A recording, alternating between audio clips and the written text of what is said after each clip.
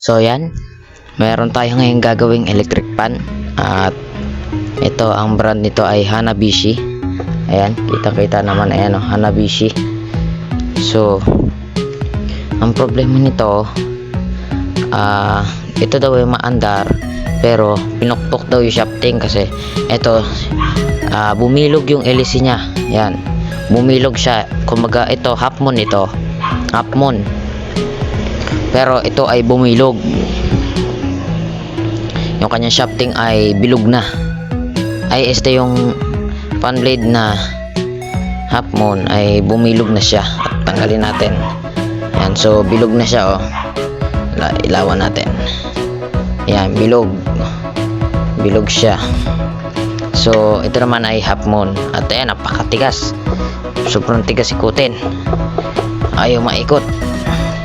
Pero pag sa LEC, ayan, medyo maikot mo siya, medyo maluwag siya oh.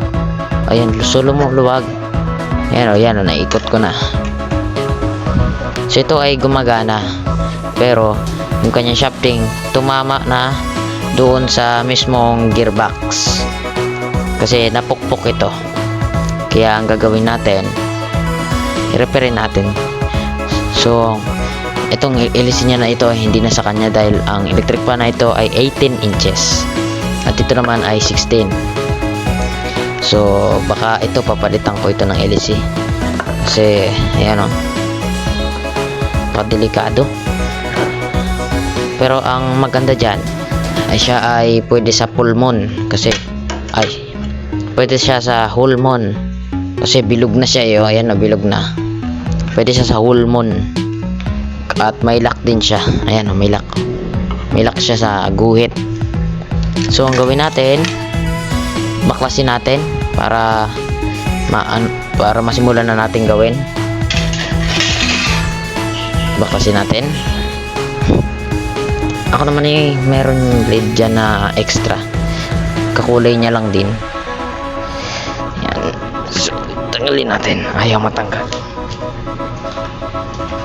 So meron tayo ditong ganito at alam nyo na yung paraan ko, pupupukin ko siya dito.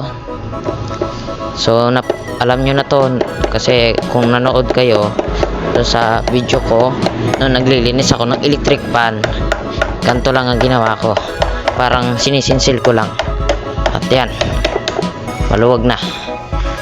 Ayan, okay na siya, kaya na nating tanggalin. So ayan, tanggalin lang natin. So ayan, okay na siya. So pagkatapos naman, ang gawin natin, i-tester muna natin siya. So ito i-tester natin, yan yung habot test natin. So igilid natin yung saksakan natin at para may usog natin konti. So ito na yung plug, tanggalin natin si tester. Yan, so wag muna tayo mag gloves pala dahil nadutumihan si yung tester natin. Dumi kagad oh. So ito yung mga probes nya. Yan. So para sa naghahanap ng video, meron akong video dyan patungkol kay habot test, kaya panoorin nyo na lang dyan sa video ko, hanapin nyo dyan. So dyan natin nilagay si tester natin at medyo masikip tayo. Usog natin ang camera.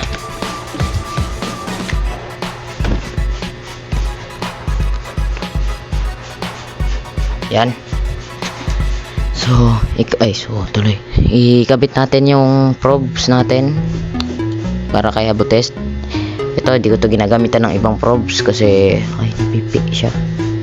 Pipi yung probes para ayos pa din yung performance ni habot test. Kasi yung probes niya 00 ang lumalabas eh. 00 yung lagi niyan reading, kaya hindi ko siya pinapalitan. Yan, bukas na siya. So ngayon, try natin i-on. yung electric pan. So isisit natin to sa diode na lang siguro. Ay, hindi, i-auto na lang natin, naka-auto na lang yan kasi madalas ko naman ginagamit ang auto mode sa electric pan. So ayan, naka-ano tayo, kabit. Ayan, i-on ko siya.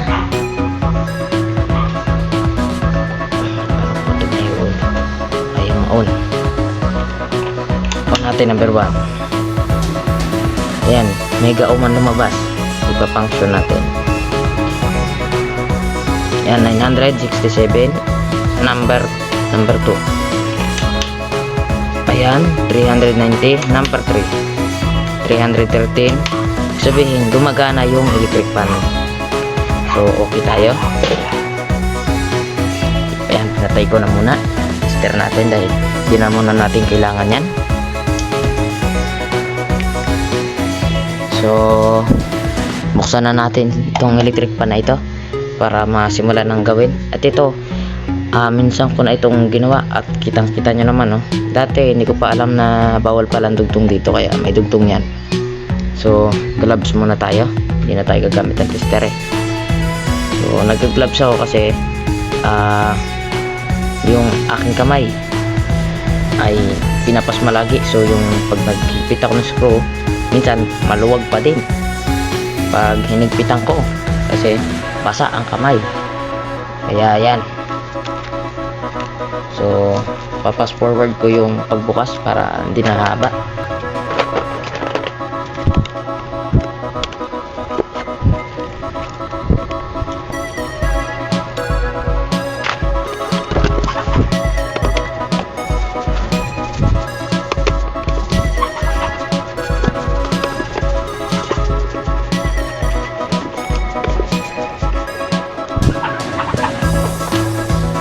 So yan, buksan natin. So buksan ko na yung back cover muna. So ito yung inuna natin dahil sa kadahilan ng ito ang unahin natin kasi yan, oh. So ito, puputulin muna natin siya. Putulin natin yung kanyang wire.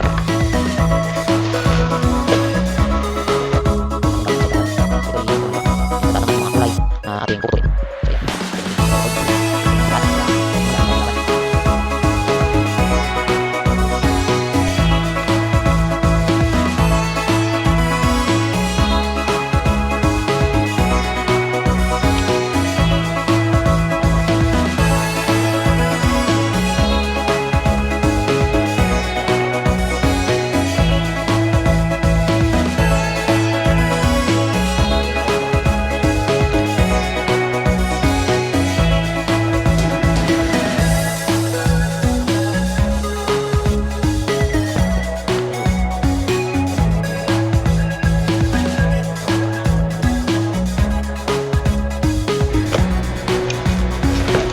Dandahanin natin para hindi makasira.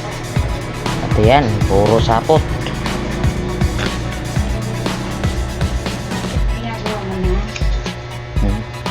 So, apula. So yan yung motor na ng Hanabishi na wall pa natin. So babat natin yung mga accessories. So yan, ito na siya.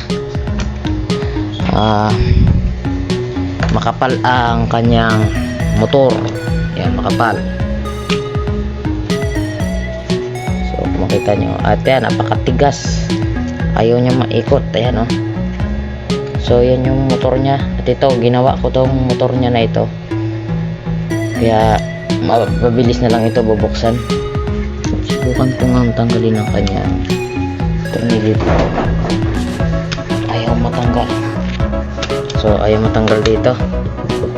Itong leg kasi na ito, mahirap to ibalik. So bubuksan ko na lang siya at dyan na lang muna kayo.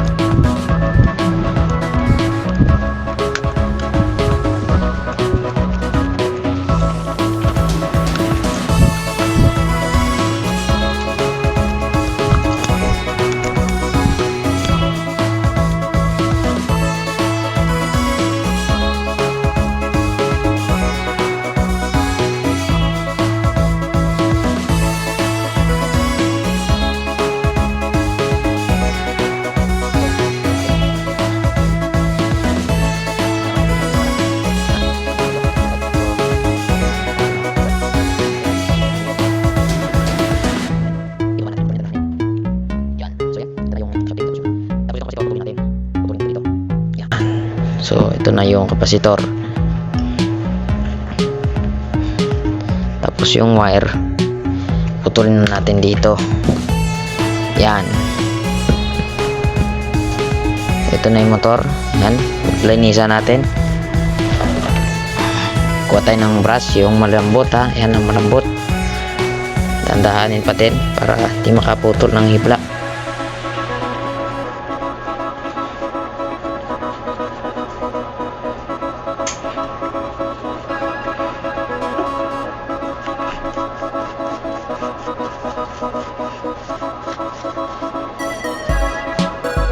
Yan, malinis na yung motor.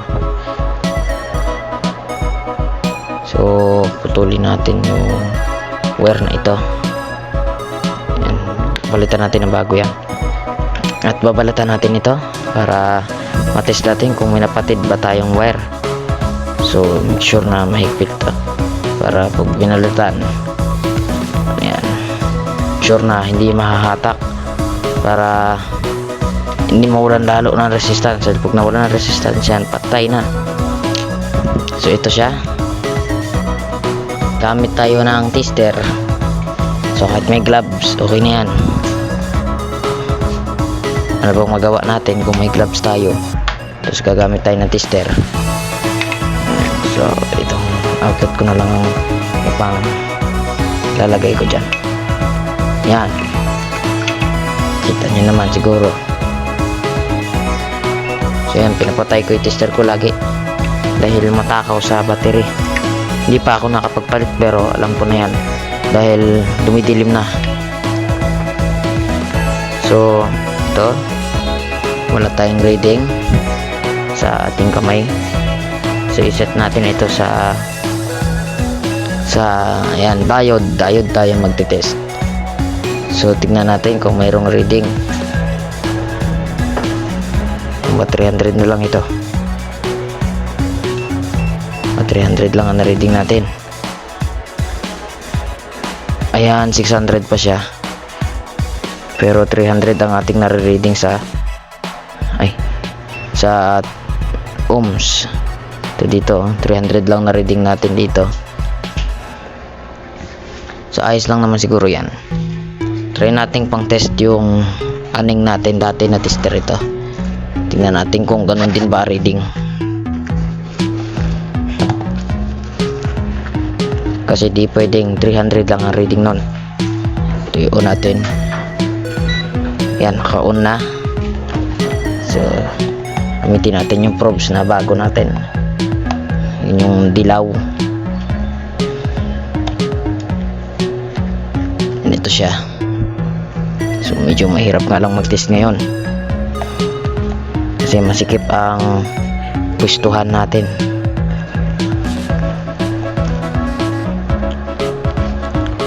So ngayon i-test natin. Yan. So ito siya. Yan. Ito pa lang dyan. So i-set natin ito sa yan, sa continuity. Yan yung diode. Tingnan natin kung may reading ba siya. Ayan, nasa 700 pa. So ibig sabihin good pa yung motor. So hindi lang talaga pwede si Habotest sa reading na pag mag-diode ka, hindi siya pwede sa electric pan.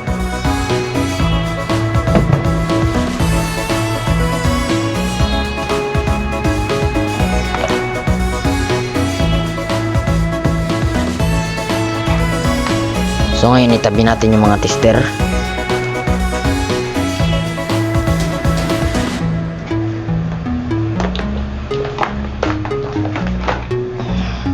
So yan.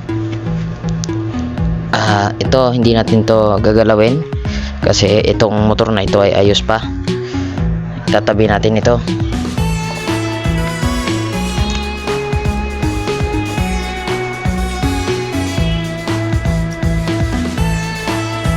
Lalagay nyo lagi yung motor sa safe na lugar. Yan, dapat may cotton.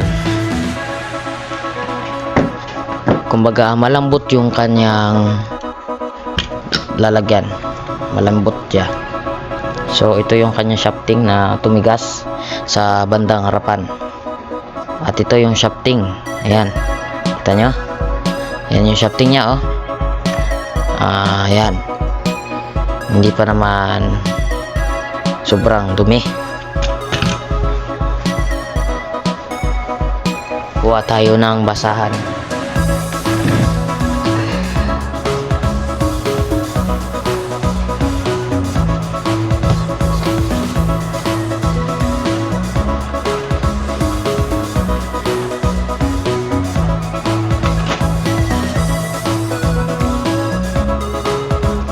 Ito, basahan natin. So punasan natin yan, tignan natin kung may gasgas. Yan, punasan natin.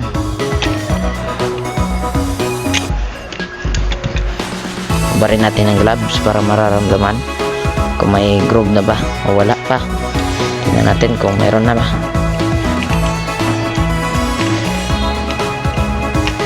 Palitan ko ito ng spacer, yung may cooler.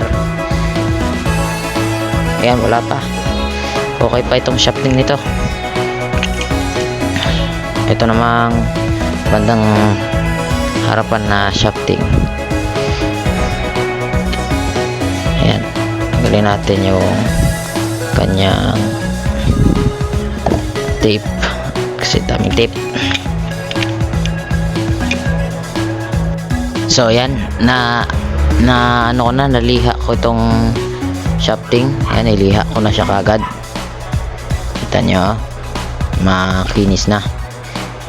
So ito, hindi ko pa niliha itong part na to. So good pa ang bushing nya. Malamang ito ay good pa. Kita nyo yan. Pero madumi. Paano ko linisin yan?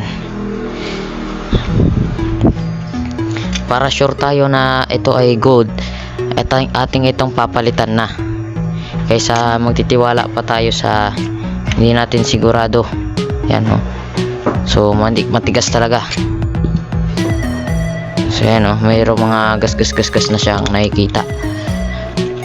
So papalitan ko na ito kagad. At dyan lang kayo dyan. At papalitan ko na din itong shafting, yung merong basta. So palitan ko na din siguro itong shafting. Yun yung papalit ko sa kanya, yung merong yung pang hulmon. So ayan, meron na ano ko na siya, na palitan ko na siya ng shafting. At punasan pala muna natin ito. So yung dati niyang shafting ay ito na. So kung makita nyo, ikukumpara natin siya, itong shafting na ito ay medyo mas mahaba lang. So pinalitan ko siya ng original. Ito kasi ay replacement na shafting. Kumbaga hindi siya original. So ito original to, na galing sa Golden Eagle na shafting. Yan. At pitted na pitted yan siya dito sa kanyang ilisi. Ito yung kanyang ilisi. Yan. Kung isasalpak ko siya, isasakto ko siya sa butas. Ayan. Yan, okay. Sakto natin sa butas. Ayan. So okay na okay. Compatible siya. So yung mga washer, ibabalik ko yan. So itong bushing na ito, hindi ko alam kung okay pa. Tingnan natin. Kasi mukhang wala pa naman siyang gasgas eh. So gusto ko na kasi siyang palitan. Kasi baka hindi siya okay pala. Palitan natin to. Palitan natin yung kanyang shafting yung kanyang bushing pala. Palitan natin. Palitan ko siya. So ayan, napalitan ko na siya ng bushing. Ayan, kung makita nyo. So ito ilalangisan ko mamaya. So unahin muna natin itong lilihain gamit ang medyo manipis na liha. So yan, ito 1,000 na liha. Hindi 1,000 presyo na liha eh. Kumbaga yung number ng liha natin ay 1,000. Yan. Para talagang kikinis siya. Ito pampakinis talaga ito. So yung 120 grit na liha, ayun ay ginagamit lang para matanggal yung kanyang mga gasgas. So itong liha na ito ay ginagamit para siya ay lalong kuminis. Kumbaga parang kikintab siya lalo, yung mawala talaga yung groove. Kasi kailangan natin siguraduhin na pag binalik natin ito, wala na siyang groove. Yan. Kasi bago busing, kung may groove man yung shafting mo, wala din. Yan, diba? So pupunasan natin para yung mga alikabok-alikabok ng shafting ay hindi mapupunta sa busing, dahil dahilan din yan ng pagkasira ng busing. Kumbaga dahilan din siya ng nasisira ang busing. So yung busing sa likod ay hindi ko siya pinalitan kasi okay na okay pa naman siya. Kasi nung tinignan ko ay okay pa. So maluwag yung kanyang shafting. Hindi ko na siya papalitan at hindi ko na siya pakilaman yung busing sa likod. Yan. So okay na. Linis na natin. So lalangisan ko na yung ito dito sa gitna lang para mabasa lang yung foam. Pero binasa ko na yung foam. Yan. Punasan yung gilid para di pumunta sa mismong motor yung kanyang oil. Yan. Tapos ibalik yung mga spacer nya. At ito pala sinukat ko na siya at swak na swak siya. Hindi ko na siya pukpukin siguro. Pukpukin na lang siguro natin ng konti.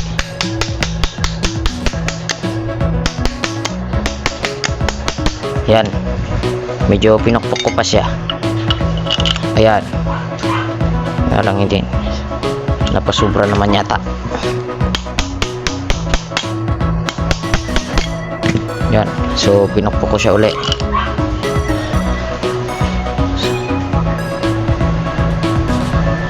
So yung kanyang gearbox hindi nag-aabot. Kumbaga hindi gumagalaw yung gear. At wala tayong pamalit na pinion. Kaya siguro hayaan ko na lang munang walang swing yan. Dahil wala tayong pamalit. So ngayon babasain ko na yung mga foam. Yan. So basain na natin. Ito yung busing niya at wala pa talagang galos-galos. Yan, original pa yung busing nito at kakita nyo yung harapan lang ang pinalitan. Kaya okay na naman na siguro yun. Okay. Dumi. Ayan. Ay, dumi talaga. May dumi. Yan. Nananasan ko na yung yung ating langis para pagpasok nito. Ayun. Diba? So, okay na. So, ipapasok ko na yung motor. Yan. Pasok na natin yung motor nya. Dahan-dahanin para hindi masugatan yung motor. Dahil pag masugatan yan, patay na tayo. Wala na tayong magawa. Kung makita nyo, lubog na lubog, di ba? So hugutin natin ulit. Hugutin natin yan. Ladagdagan natin ng spacer or palitan natin. So ito na yung spacer, medyo mas mataas siya. So tanggalin na natin tong puti na maliit. Yan. Ito maluwag ito. Pero okay lang yan. Ilagyan natin siya ng isang gantong spacer. Tignan natin kung gano'n pa din. Ito na yung motor. Sasalpak ko na. Ayan. So ngayon mas so medyo mataas siya. So ang gagawin natin, bawasan natin. Tanggalin natin yan. At ito ang ipalit. At ngayon, sakto na. Ayan. Swak na swak na siya. Ayan o. So, ibalik natin itong spacer niya na siguto. Ito. Ay, wala, may pit. Itong isa na lang pala. Ayan. Ito yung kanyang spacer. So lagyan natin ng isang spacer na ganito. Tapos lagyan natin ng langis dito sa shafting para pagpasok. Okay. Ipasok ko na. Yun. Okay. At ayaw pumasok. Ibig sabihin, sobra ang spacer. So, tanggalin natin.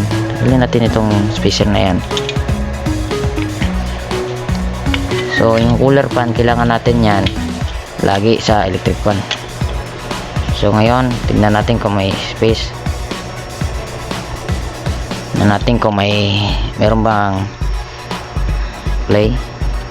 Ayan, so walang play at mahigpit. Ibig sabihin, hindi pwede itong spacer na ito dahil medyo mataas. So, ang gawin natin, ilagay natin ito. Tapos, lagyan natin ng spacer. Ayan. So, tignan natin kung okay na ba. Ayan. Tignan natin kung akasya na ba. At yan, so hindi pa din. So, bawasan na natin. So, ganito ang pagtansya pagka gagawa. Ayan, tatansyahin nyo lagi para hindi pumangit yung gawa. So, ayan. Saktong-sakto na lang yung space, yung pinaka play nya.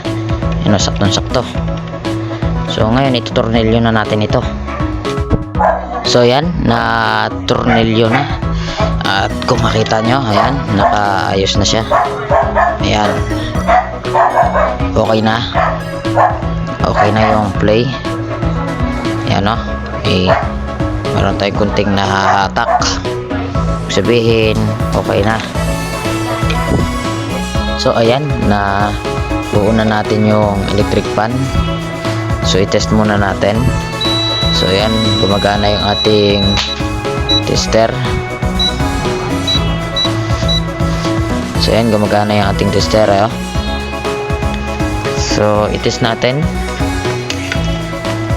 Subukan natin. So, iunan natin sa number 1 yung ating tester. Ay, tester, yung electric fan. Meron tayong na-reading na 500 ohms. Number 2. Number 3. So, okay siya. Try naman natin sa grounding. So, iset natin sa number 1. So, wala. Set natin sa auto. Wala. Number 2. Wala din. Number 3. Number 3 natin. So, wala. Oh, ayan, wala. Sabihin, okay siyang hawakan. Ayan, itest na natin. Lagyan natin ng tape itong electric fan. Lagyan natin ng tape para malalaman itong shafting kung umiikot ba. Set natin sa isaksak po muna. So yan, nakasaksak na yan ha. Ayan. Try natin on sa number 1. Ayan. Umiikot na. Number 2. Ayan, okay na. Number 3. So, okay na yung electric fan. So, very good.